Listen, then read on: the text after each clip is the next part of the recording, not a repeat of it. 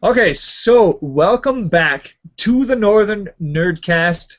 My name is Dan Schessel, and this is the podcast for February the 23rd, 2015. And yeah, that's what's happening right now. Uh, we are talking this week about science fiction versus science fantasy. And before we get into all that, I'm going to go around the table to Chelsea. Say hello, Chelsea. Hey everybody. Uh, there is just us two, so there's not much of a table here. So Sam is out for this week, so it's just Chelsea and I. So Trina may join us later on. I don't know. It all depends. See if I'm sinking or not. We'll find out. So anyway, No, you and I got this. I got this. Got this. Yeah. So anyways, let's just start off with how your week has been. Chelsea, how was your week? One of my coworkers was away on a really long trip, so she got back. So it's nice to have her back at work. And yeah, things have been relatively quiet, and had the last couple of weekends off, which is really nice. I have been working a bunch of weekend shifts before Christmas and gave those up, so I'm just working during the week. So being a lazy, pajama-clad, couch-ridden blob on my weekends has been glorious. That is awesome. Yeah. I just love sitting at home, just being able to do nothing. I don't get that very often. Yeah. Trina will tell you differently. How's Actually, your 2 weeks been, Dan? mine has been pretty good. The last few nights I've been able to go out. I think Friday night and Saturday night. We had a couple parties that I went to where we got to play lots of board games. I got to play Star Realms for the first time, which was really cool. But for some reason, I don't know why, but for the last little bit, we've been playing a lot of the Resistance. Now, the Resistance is... I've heard of it, but I've never played it. How is it? It's really fun if you can get into the game. It can be really annoying if you have a group of people who really just want to win. This game is not about winning or losing. It really is about the discussion and the arguments that you will have trying to suss out who is a spy in your group and who is not a spy in your group. Basically, so logic puzzle board game. Ooh, so basically, hang on. It's a very simple little game. It goes up to 10 people, which is really cool. So it's really good for parties and stuff like that. What it is there's a certain amount of spies in your group. So awesome. I was just going to ask, so if you get up to like a full group of 10, is there a possibility for multiple spies? You got to figure out. Yes, there's about 4 spies in that group. So if there's 10 people, there's going to be 4 people in your group that are spies. Awesome. Yes. Now, we played with, I think, 8 people. I think 10 the first night, and then 8 people the second night. And on the second night, we played this game to death. Like, played it a ton. One round right after another. We were just right into it. We played it with 8 people. 3 people in our group were spies at all time. And what happens is the spies know who they are. The spies all know who all the other spies are, but nobody else knows who they are. And so the whole game, the spies are trying to sabotage missions that you go on by putting in cards that are hidden. So basically, during the game, it's very hard if you're the Resistance to win in this game. Yeah. It's very hard to really figure out who's a spy, who's not a spy. It is a lot of people yelling at each other just to keep being a dirty spy. And bullying accusations. oh yeah, and it's terrible. And then there's times like I remember one game where I was like I don't know what it is, but when I play this game, 90% of the time I end up being a spy. It's 3 cards, and I'm like always a spy, and it's very annoying. So, but at the same time, I always go, well, like the chances of me being a spy right now are so slim. Like, I mean, really, there's got to be a chance that I'm not a spy at this round. So, but anyways, I remember this one time, I had it in the bag. People were dead certain that I was not a spy. I was part of the resistance. I had them all the way. For every single mission I was on. I made it all the way to the very last 2 missions where I failed the last 2 missions on them. They had no clue. No clue. They were certain I was just part of the resistance. And yeah, I was so in on that one. So yeah. Here's the question for you. Is there honor amongst spies? So if all the spies know who the other spies are, if the heat sort of starts to get too much on one of them, can they throw another spy under the bus? For sure. I throw a spy under the bus, no problem. Trail off of them? Oh yeah. Chuck them under the bus. Awesome. There's an expansion to this as well, which kind of helps other people suss things out.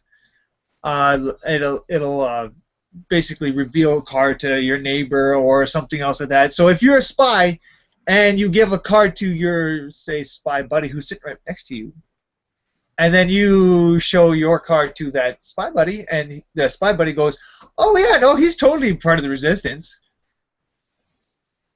There's things like that. There's so many little things about this game that is just so much fun. I had just a great time playing it. It was a lot of fun. So what you're saying is the next time you host a board game night at your house, I'm coming over and we're going to play it? Yes. Yes. I think we might have to. The other one we've been playing was I played a little bit more Cyril, and I think there was one other one I played. But yeah, it was pretty good. We had a really good time. So yes. Anyways, let's move on to our news items for this week. The news in the news in the news. We really like if I gotta find a way to put music in here, like into change. Transition segment music. Again, I toss it out to our viewers. If you guys want to make a kitschy segment music for us and send it in, we'll put your music on air. That's right. But moving on from that, speaking of board games in the news. So the first news item we have this evening is about one of the grandfathers of nerdy board gaming, the Settlers of Catan. I feel like the Settlers of Catan is it's like the equivalent of the gateway drug for nerdy board gaming, right? Yeah, this box is overflowing. Settlers of Catan, and you kind of move on from there. Yeah, this is like the gateway drug for all board gaming, all nerdy board gamingness. Yeah, it all starts with Settlers of Catan. So yes. Anyway, producer Gail Katz, who is the producer of The Perfect Storm and Air Force One, yes, has acquired the film and TV rights for Settlers of Catan. So you heard it here, maybe first, maybe not first. Get ready for it. Coming down the pike at some point in time in the future, there could be a potential Settlers of Catan series of films and or television show. No, it is to me the whole idea of a board game being adapted to a TV or to a movie, this is crazy. This is crazy talk. I mean, Settlers is such a cool looking, cool board game, and I can understand how you could probably pull a story out of this. But my I think goodness, if, I think if they're gonna do it, or have even the chance of doing it any justice at all, it's gotta be a TV series. Because how many attempts have been made at like a Dungeons and Dragons? There have been at one, two, possibly like horrible, horrible movies. they don't exist. Horrible, Those movies do not horrible. exist. Yeah. Um, So I think for a game that is beloved like this, and for the amount of content and expansions that exist, I think the only way to possibly do it any justice is to maybe try and turn it into a TV series. Well, I wonder how many late night, dorm room parties, people who spend hours and hours playing this game.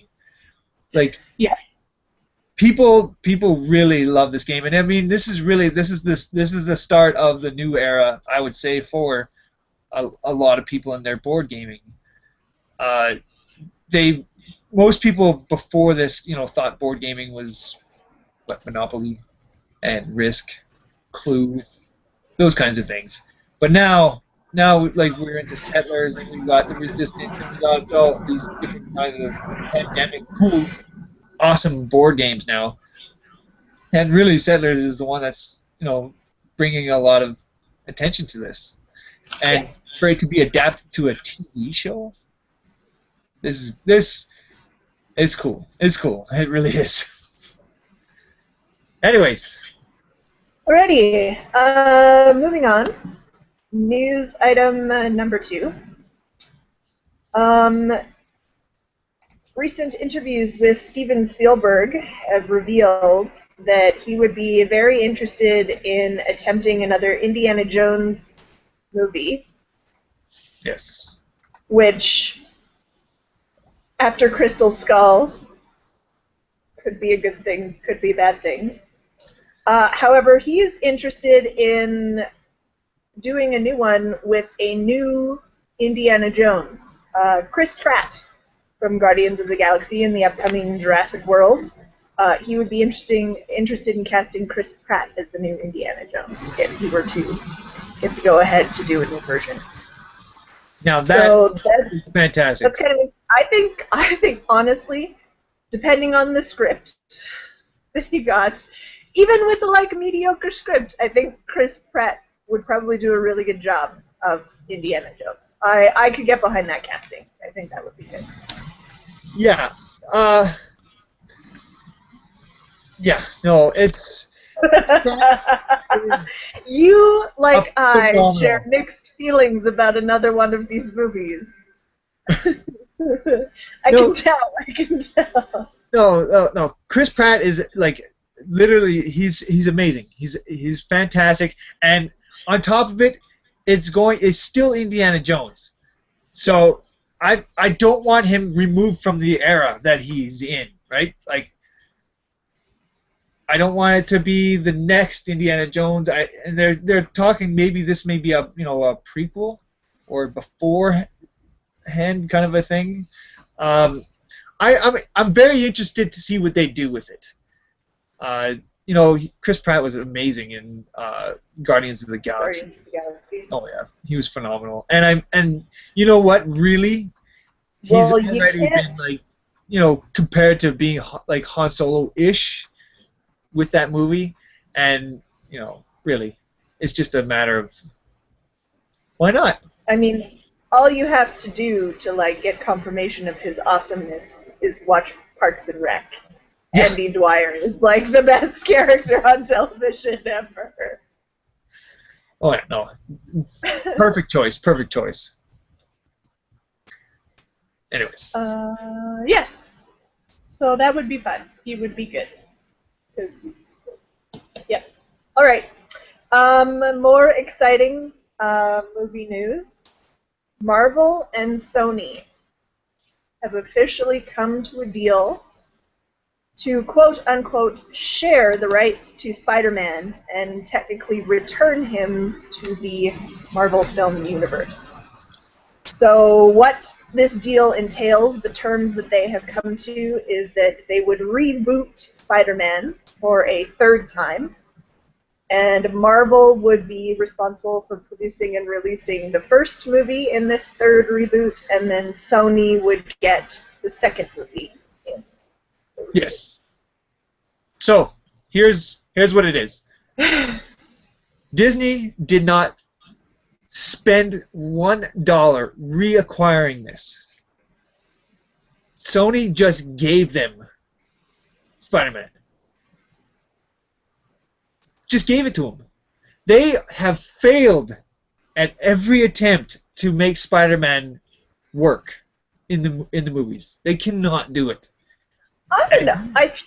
I don't know. I think, I mean, the caliber of superhero movie the bar has been exponentially raised over the last few years. But I think the very, very first rendition of the Tobey Maguire Spider-Man, the very first one. Yes.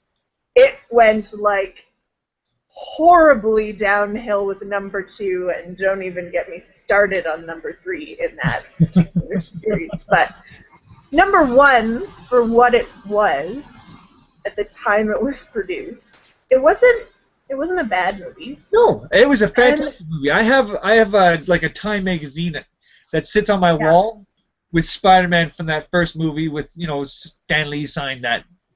I love that movie. That movie was beyond anything. And like for me, I'm a huge Spider-Man fan. Like, I mean, look up on my wall there. There's Spider-Man all over there. I love Spider-Man. But what Sony has been doing with Spider-Man has been killing me. It's like deep within my soul has been like they just cannot figure it out. They cannot get it. And it's progressively getting worse, and they keep bombing. And Sony knows what it needs is Joss Whedon. The Marvel touch. It needs the Marvel touch. Now, Sony still has rights to Spider-Man. They still own who is going to be the next Spider-Man. They get that final choice. They the casting call, to whoever they just, you know, pick, right? Danny Glover for the next Spider-Man. So, in the end, Spider-Man is going to be the next movie that Spider-Man you're going to see Spider-Man in is going to be Captain America: Civil War. That'll be the next time you see him. Then after that, he's going to be in his own movie.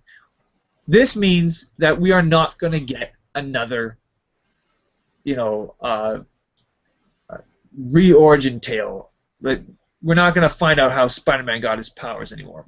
We're done that. We don't need to see this again. We're done. Just push him into the next movie. Spider-Man exists. All these superheroes exist now. Like, I mean, we're in the superhero age now in the Marvel universe. So let's just play with it. Everybody's used to it. Everyone knows who Spider-Man is. Let's just go with it and see what they can do. And you cannot do Civil War without Spider-Man. Spider-Man is very, very key to the whole Civil War. So I am so excited to see what they do with it. And Joss Whedon is going to be like fully in that movie. Like he's gonna be there. And I cannot wait to see what happens with this. So excited. Finally. Really, Dan, tell us, how excited are you? Oh. I'm tired. I'm tired of, like, those movies were awful. Really? You didn't like the reboot with not like Andrew Garfield? No, there was something about them I just could not get into it. I just couldn't. Now, was it the movies or was it the casting? Because I really enjoyed the casting. I thought Andrew Garfield was a great choice for Peter Parker, and he did a fine Peter Parker. He was a terrible Spider-Man. Okay. Anyways, that's just. Oh, and I just realized that I said Danny Glover instead of Donald Glover. So I meant Donald Glover to play Spider-Man, not Danny Glover. As fantastic as Danny Glover is, I think He might be a little too old to be the new Spider-Man. A little bit. Just a little bit. All right. On that note, mixing up my actors. Next news item. For those of you who enjoy horror movies, I have mixed feelings about this. They have remade the 80s horror classic, horror/thriller classic, Poltergeist, and new trailers are now available for viewing. I don't remember getting that email. Or did I miss it? It's number 3, remake of Poltergeist, new trailer. Okay. Anyways. So yes, original Poltergeist family with 2 kids moves into a new house, and they quickly discover their house is built on top of an ancient burial site, and the spirits are tormenting them because their children happen to be supernatural conduits for contacting the other side. And there's also a creepy clown doll, which is creepy. All the makings of an excellent horror movie. Ghostly, otherworldly voices talking through the static in the television. Yeah. So they've remade it, and they've kind of upped the creep factor on it even more. At least that's how the trailer makes it look. But we'll see how the new movie stands up to the original. I have mixed feelings. You have mixed feelings. I have mixed feelings. You're just not sure that it's going to be a good movie, or? Well, it's one of those classic 80s horror movies. It kind of stands alone. I don't know if it needed to be remade. Yeah. We'll see how they do. I wonder, like, could they just not just make a new movie? Like, could you not just come up with something new? What? What? No. I'm something saying new? But Dan, that's so hard! Oh, I know. It's like sacrilegious now. I mean, with all these sequels, it's... I don't know. That's all we're getting now, is sequels. So, only time will tell. You, too, can watch the trailer and weigh in and see if you're excited or harbor reservations like myself. I liked the old Poltergeist. That was a good movie. Yeah. Anyways. All right. Speaking of other trailers that you can watch, more fun trailers to watch, and this one's a great trailer. So, leading up to the Game of Thrones season 5, in a deal with, like, at least in Canada, Cineplex, I believe, they've been showing all of season 4 of Game of Thrones on IMAX theaters. Oh yeah. And over the last weekend, the last, I believe, 2 episodes of season 4 aired. And as part of, like, trailer for season 5 ran at the beginning. And it was promptly videotaped and leaked onto the internet.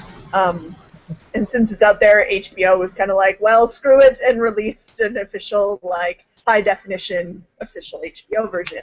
So that's now available to watch. It's awesome. It's amazing because a lot of trailers they seem to just leak, and they're like, oh yeah, well might as well just throw it out on the internet now. It's so if good. It's out there and it's ready, why not? Why not give the fans the good quality version?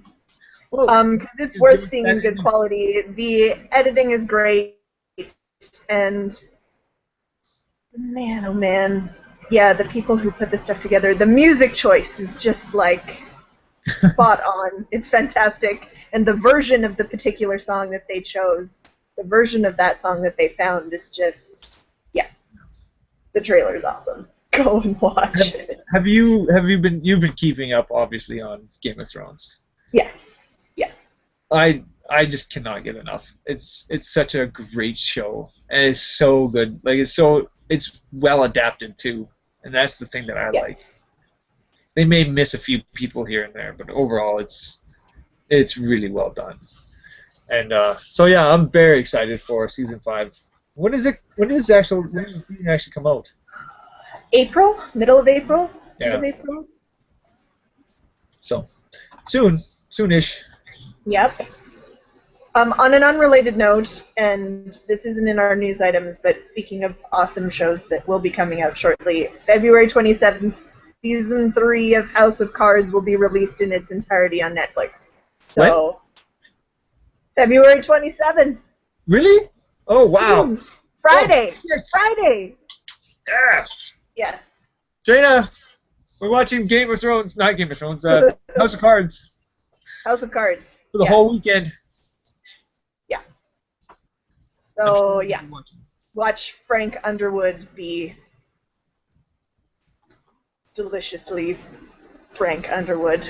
I want to say something, but I don't know if everyone's watched the whole thing yet. Okay, so then we're gonna spoiler alert. If you don't want to hear about House of Cards spoilers, plug your ears now. And when it's safe to listen, I'll make a hand gesture on the screen or something. Okay, go. Like, him being in the position that he's in right now, like being president, it's gonna change everything. I'm so freaking out to this guy is insane, and him being in the position that he's in is insane. And I keep wanting this House of Cards to tumble on him, but it's just. Well, this is the thing, right? Like, after everything he's done, after everything that's happened for him to get there, I'm just waiting for, now that he's there, to watch it all, like, unravel and fall apart underneath him. But I don't understand how. We'll wait and see if that happens, because he's just that good. It's like, how does it keep going? Spoiler now. Yeah. Nobody catches on to this. Yeah. Oh. Anyway, so good. All right. Modern day Shakespeare. It's perfect. I love it. All right. All right. So that was my sidebar. All right, back to the news. Yes. Ooh, super fun. So Marvel has announced its collectibles club. So it's kind of like a mail order loot box. So you sign up. Is? You sign up, and you pay $25 a box, and you get a box every 2 months.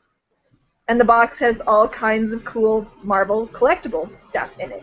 And there's 2 categories that you can sign up for. One's like the base average category, where you still get all kinds of cool stuff in the box. And then there's like the next level up, which is like super cool, which comes with, amongst other things, every year on the anniversary of your sign up, I think, you get a like special edition collectible in your box.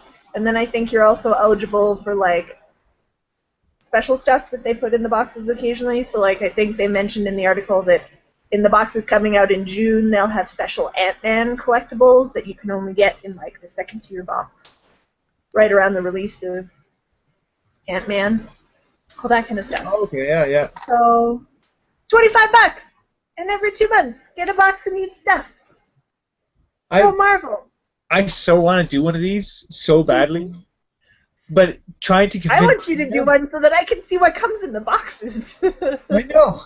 I gotta convince Trina that it's okay. I should get one of these. I think this comes with a T-shirt, 4 design, style. Yeah, all kinds of stuff. Collectibles, merchandise, all kinds of fun Marvel things.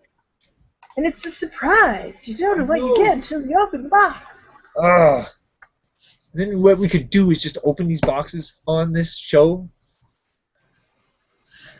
That would be a fun segment. I know, that's what I'm saying.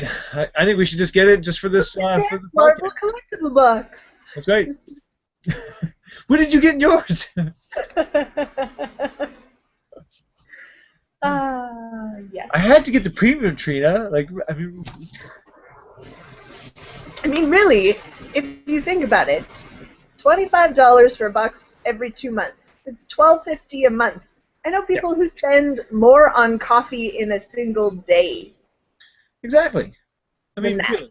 So there you go. That's your argument. You can justify it to Trina and go. It's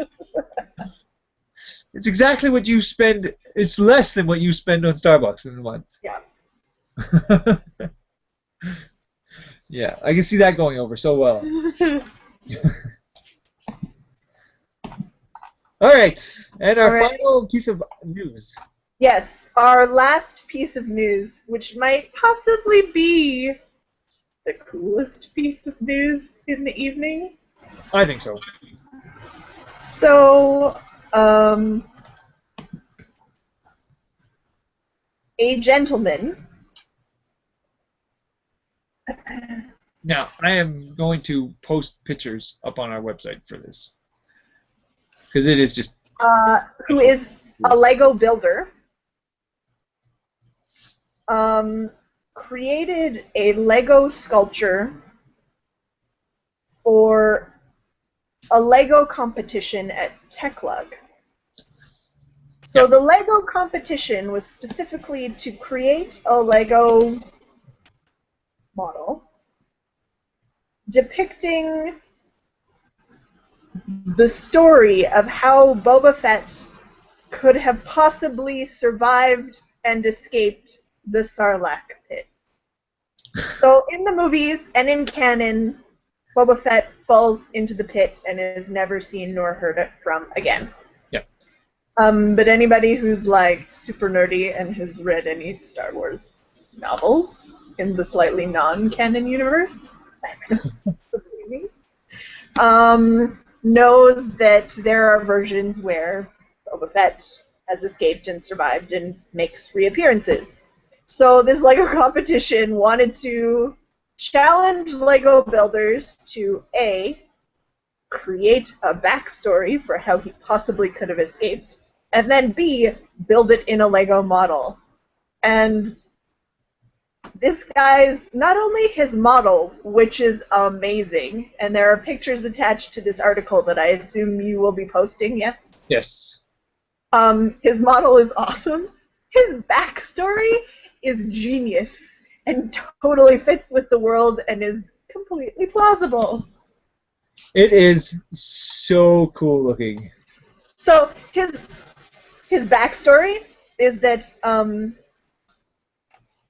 Jawas had a distillery in a neighboring pit, distilling the stomach juices of the Sarlacc into Jawa juice. And when Boba Fett falls into the Sarlacc's stomach, he finds the hole and tube that the Jawas have drilled into the Sarlacc to take its stomach juices, and crawls through it and falls into the Jawa distillery, and they nurse him back to health. And so then the Jawas have an ally in Boba Fett, and then he goes off back to being a bounty hunter. That is so What? Cool. Best story ever!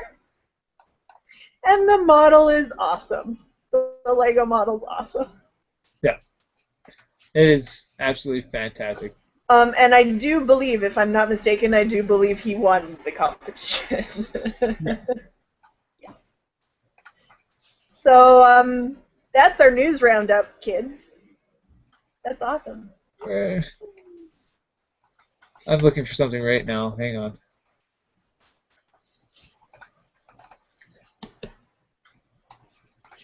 There. All right. So let's see if this works. There it is. Ah, yep. Now if I just talk a little bit, you can see how I didn't know this was actually going to work. This is actually kind of cool. Woohoo! So there's the distillery behind the Jawa distillery. Yeah, that's the Jawa distillery. Yeah, that is so cool. That was just a cool looking, the whole model is incredible, and there's a lot more to it. But yeah, it was pretty neat. Yeah. All right. That was that. So, what are we going to talk about, Dan? I can just. Oh, you're finding more pictures? No. I No. am just getting rid of all my stuff because, There'll be more pictures on the website, and Dan will tell you where you can see them after the show. yes, at northernnerd.com, you will find them on our podcast page. Yeah.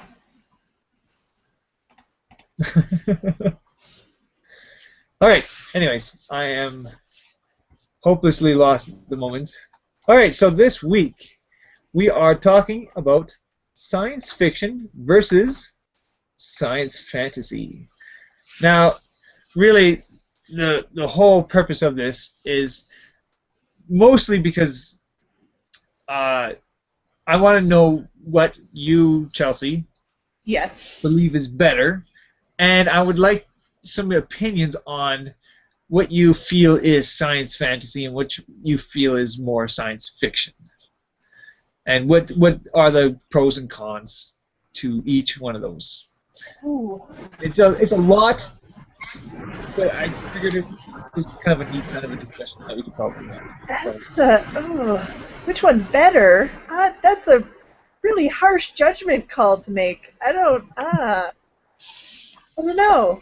I think they both have their merits and fulfill different needs within the science make-believe realm. I think they both fall under the umbrella of science make-believe. Yeah, I mean, we were talking a little bit before we went live on air. I think mostly because Star Trek TNG was such a huge part of my childhood that I tend towards the science fiction camp. But, like you said, there's Star Wars, which I think I agree with you when you classify that more as science fantasy. Also, I'm a fan of. So, but I mean, we were talking, so anything in the Star Trek universe, then you've got like Battlestar Galactica, all of that kind of stuff. I think. Yeah, see, Battlestar Yeah. Galactica, to me, it rides that line of being science fiction and science fantasy, like Yeah. at the same time. I mean, there's moments during that show where it is definitely science fantasy. Yeah, all the stuff with Kara towards the end where she. Yeah. Well, and even like if you watch the old series, that is such a weird series, and it does some crazy weird stuff. And so yeah, that has its moments where it's definitely science fantasy, but for the most part, I would say it's science fiction. Yeah. But it is a fantastic. It's one of my favorite shows just for the science fiction part of that show. Yeah. So I mean, really, I do like it for that. But for me, personally, I'm a huge fan of, like, dragons and elves and mystical creatures. Like, and I just love that kind of stuff. So, Star Wars is really, for me, that's where home is. I mean, really, you get a Star Wars. Now here's a question. You reference dragons and elves, which I think fall into their own separate category of fantasy. So Yeah. where is your distinction between science fiction, science fantasy, and fantasy? Well, here's the thing. Like, honestly, when you get a whole bunch of different alien races that can kind of intermingle with each other, that is essence, like, right there is basically, there's your elves and there's your different things. Like, they all have different, like, I mean, the Jedi are pretty much the only ones that have powers in this realm. I mean, for the science, for Star Wars, anyways. But overall, they do have their own little things. Like, they're just different races. They're just basically covering them up with a different kind of race. That's all. Space race. From a different planet. See, honestly, originally, when you first sent me the topic for tonight, I was like, science fiction versus science fantasy. What is the difference? I don't even know. I think most things that I would classify as Science fiction. would kind of cover that, would cover it all. Yeah. And then you have like the fantasy genre, Science which fiction is tells more- very much like Star Trek. Star Trek is definitely science fiction. That is, in essence, that is basically everything runs off of something that is plausible, right? Like there's somebody's actually thinking, okay, we can possibly do this. Maybe not now, but probably in the future. This is something that we can do. And even with their races, it's humanoid, right? So a lot of the races in And then you have the crystalline entity. Damn you, crystalline. it just ruins everything, really. I mean, there's your dragon. Just screwing everybody else up. And the tribbles. I mean, really. But yes, overall, there's so many like really cool stuff that in science fiction that I want to know, like, is it like there's so many things that are science fiction, but what was it? How did I put it earlier? How hard is it to not do science fantasy? Like most of it is science fiction, but there's a point where you get to where you're kind of like, we're gonna have to kind of stretch it a little bit here. And okay, yeah. So like, okay, existence of other planets that support other intelligent life, building up spaceships, traveling through space at warp speeds, traveling. All of that, yes, based on the scientific knowledge we have today, potentially plausible. Yeah. Then you get into the realms of like metachlorians, and that sort of passes over into the realm of more magic than yeah, exactly. on potential plausible realities. Is that for you where the distinction comes in? That's really where it comes in. I mean, and like where it leaves the like, realm of science and crosses over into the realm of magic. Yeah, exactly. Yeah. Where you're crossing that line. Yeah. And I know, like, if you're reading Marvel at all, or watching or doing anything like that, a lot of what they're trying to do, like with Thor and stuff like that, they're trying to say, okay, all the magic that's happening in Thor's realm is actually possible by science. This is the reason why, and it makes them sort of like about it and saying that we could possibly do this, or it could be this reason. In this particular universe, the rules of physics allow these things. Yeah, or something. In this universe, where the rules of physics don't allow it, appear to be magic. Like magic swords and stuff like that. That's just totally plausible.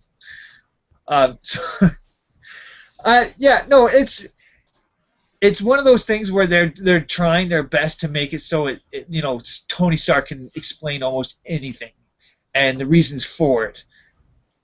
I don't know. Like, to me, it's like it's still fantasy. Like, superheroes to me is fantasy, and I love that it's fantasy. It's great that it's fantasy. It doesn't always need to be science fiction. I love fantasy, so I'm always for the Star Wars. Love treading into the realm of the magic side of things. Yeah. See, I think for me, I think because I've got a brain that really likes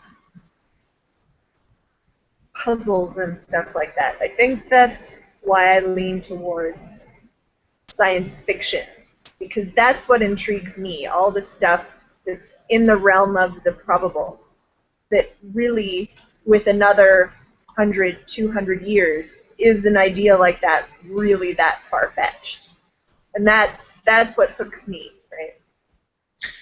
Yes, I love the idea of science fiction being something that this could possibly happen. This is the future that we could be looking forward to. This is something that with all the is technology. bananas, but it could actually happen. It could actually happen. Yes, and Yeah. that is part of the exciting thing about science fiction. I think a lot of times it's hard to do science fiction.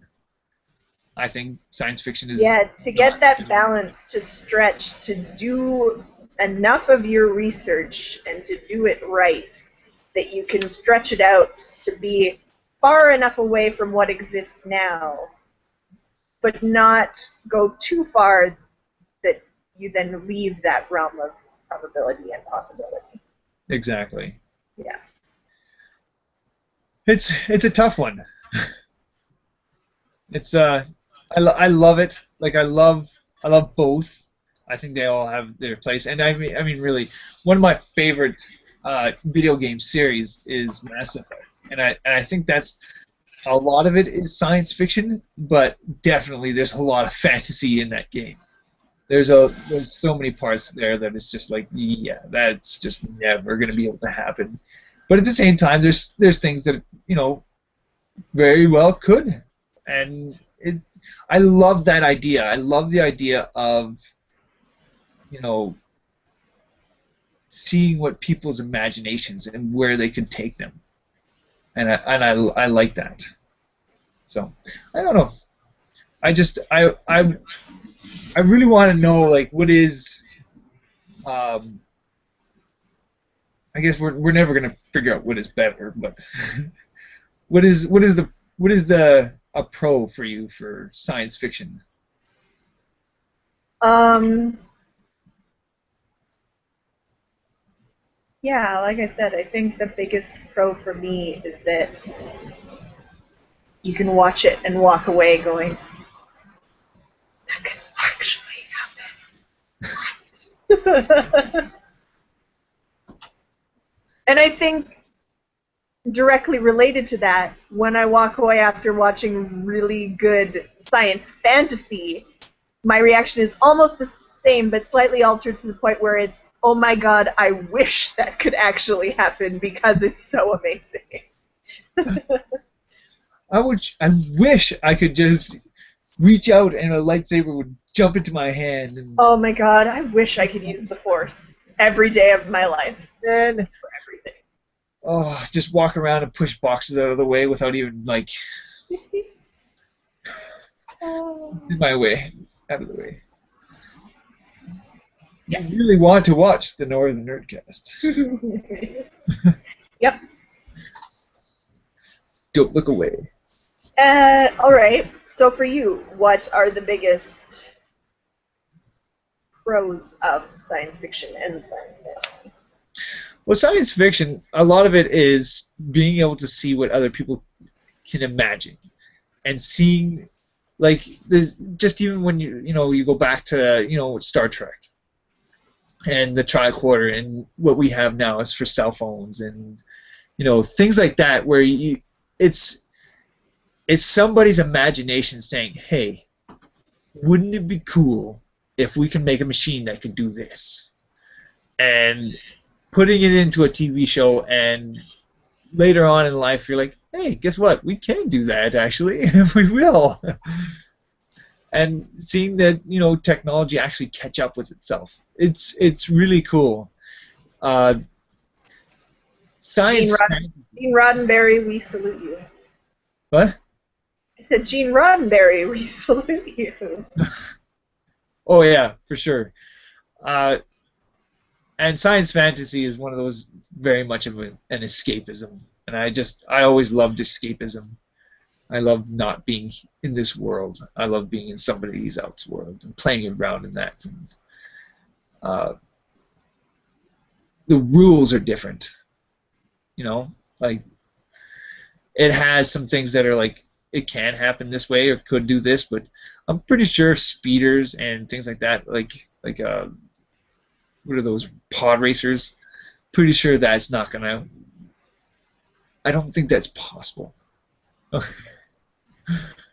There's gonna be. I don't know. See, any sort of mechanical representation, I sort of look at that as it's only a matter of time for somebody to, like, decide, I want to build a pod racer. And Yeah, but they had jet. figure out how to it's a mechanical thing, right? And figure out how to do it. Yeah, but they had a jet engine faced at them. And they were still exposed to the elements because they were getting dirty, and he had goggles on. So you could see flames coming out of the back end of that thing. So again, I'm saying that maybe far not away. now, but I always feel that way about mechanically created things represented in science fiction and science fantasy, that maybe not immediately, but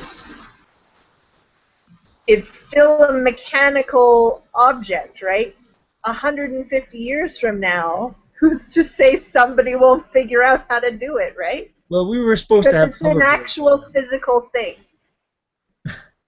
I mean, we do. There's somebody who did come up with some way of doing lift technology. So, I mean, we do have a hoverboard. It's much bigger, and it apparently is fairly loud, but it works. But everything starts out that way, right? Look at the first cell phone. They were pretty big bricks. It's possible. Yeah. We might get there one day. See, that's it. That's it right there. It's possible. It's plausible. It's probable. That's the thing that gets me. Yeah.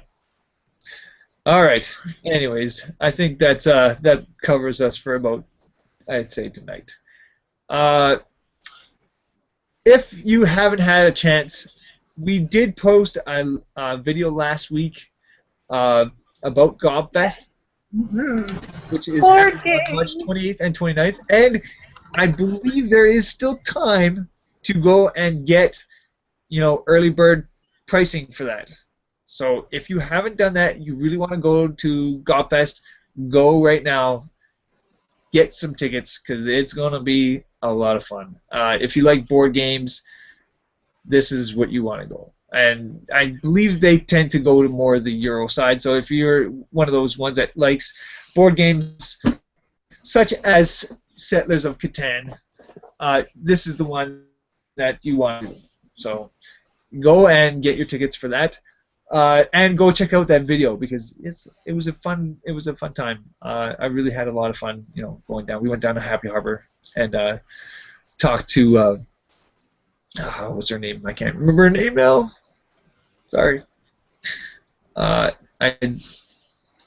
Anyways, yeah. So go watch it. It was a lot of fun. Oh, that's horrible. So Dan, I wrote it down like 6 times for too. all of our listeners and viewers out there, will the video have information like what Gobfest is all about and where it's happening and all the details? Everything is on the video. You can go and check out all the tags on it. It will have it all there. So yeah, go check it out. Awesome. Yeah. So go watch the video. Yes, go watch the video. It'll help. And also, next week, if you guys will tune in, we will have another video for everybody. We tend to have everything come out on Mondays. So, podcast is on Monday. New videos come out on Monday. So next week, we also have a new video. This time, we go and talk to the Lightsaber Guild. And let me just tell you right now, we had such a great time. They were a lot of fun. I got to, try out some... a really cool lightsaber. They let me borrow one of their custom sabers, which was so cool. Yeah, they're just a great bunch of people. It's a very great costuming group. There's a lot of stuff there. So yeah, it was a lot of fun. Allison was her name. That's right. I remember. So yeah, go check that out. That'll be out on next Monday. So take a look for that. And. Before we go, yes. Shout out to anybody listening live. I wasn't thinking. I just clicked into my Q&A bar and have seen a couple. Doesn't look like too many questions, but a few comments, statements from 2 viewers following along this evening, Aaron and Anthony, who are 2 of our regular viewers who usually follow along. So thanks, guys. Yes, I see all the. I'm horrible at looking at that thing. I know, I forget all the time until it's like, oh, Wait I a second. should. I should have that on. I should Well, have sorry, it. guys. We weren't ignoring you. We were just forgetful. We're totally ignoring you, is what it Wah is. wah. All right. Tell And people where they also, can find I us. have updated the calendar on northernnerd.com. So go and check out the calendar. We have it all up to date now. So go and check that out. There's some new events and things like that on there as well. So go and take a look. Plus, want to mention that we are going to be down in Calgary for the Calgary Expo. We do have passes to go, so we will be there. We will have Super camera. fun. We are going to have such a great time. So, yes, look out for us down there. We will be there with the camera in hand. So come and say hi. Don't be afraid to come and talk to us because we absolutely love it when people say hi. If you're there in costume, they'll probably even put you on camera. So More 15 than minutes of fame, people do it. Will you come on camera with us? Yes, it is. Yeah, we're gonna have such a great time, and I'm pretty sure we're gonna do some sort of meet and greet kind of thing down there as well. So, we'll figure that all out. And I think that's it. Oh yes. Tell the people all the addresses and things and stuff and where they can find us. That's right. You guys can email us at northernnerdnetwork@gmail.com. You guys can find us at northernnerd.com. You can find us on YouTube. That's our channel. Please subscribe. YouTube.com/northernnerdnetwork. You guys can find us on Facebook at facebook.com/northernnerd and thepulppress.com. And you guys can also find us on Twitter at northern_nerd. That is it. That is all for this edition of the Northern Nerdcast. I want to thank everybody out there for watching this edition, and have a good week. And I'll see you guys on the next one. Bye. Bye.